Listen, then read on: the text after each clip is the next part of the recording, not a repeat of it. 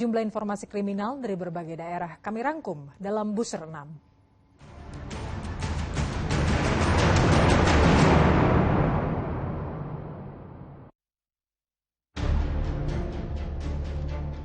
Mencuri celana dalam pria, seorang mahasiswa di Ponorogo, Jawa Timur ditangkap polisi.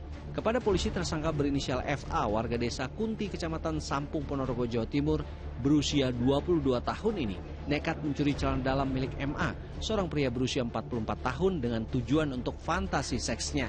Mirisnya, tersangka yang mengaku penyuka sesama jenis juga pernah melakukan pencabulan terhadap anak laki-laki MA yang masih berusia 9 tahun sebanyak 2 kali di bulan Juli 2022. Atas perbuatannya tersangka akan dijerat dengan Undang-Undang Perlindungan Anak dan tindak pidana kekerasan seksual dengan ancaman hukuman maksimal 5 tahun penjara.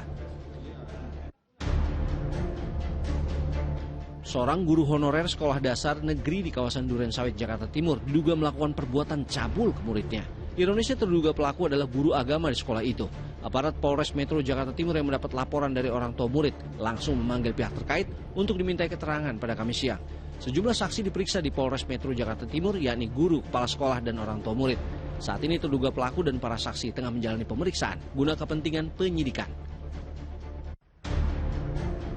Kasus penganiayaan di Politeknik Pelayaran Surabaya menewaskan Rio Ferdinand, seorang taruna berusia 19 tahun menemukan titik terang. Usai menjalani pemeriksaan intensif selama 3 hari, anggota unit Resmob Satreskrim Polrestabes Surabaya meningkatkan status seorang taruna berinisial AJP berusia 19 tahun warga Surabaya sebagai tersangka. AJP adalah senior korban yang berperan sebagai eksekutor pemukulan yang dilakukan di kamar mandi sekolah. Polisi masih melakukan pendalaman terhadap kasus ini. Aparat Polda DIY dan Polresta Yogyakarta tengah memburu rombongan pelaku yang diduga melakukan kelitih di kawasan titik 0 km kota Yogyakarta.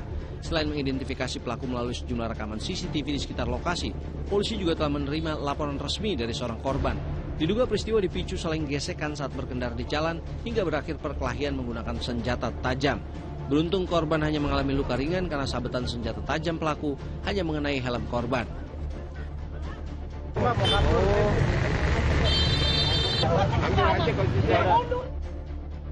Mundur.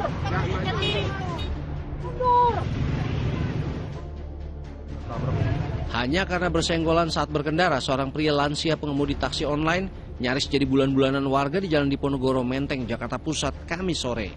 Warga dan pemuda pengemudi mobil yang tersenggol geram lantaran supir taksi online berupaya kabur setelah menyerempet mobil. Takut jadi bulan-bulanan warga, pengemudi taksi online akhirnya bersedia menepikan kendaraannya untuk menyelesaikan masalah.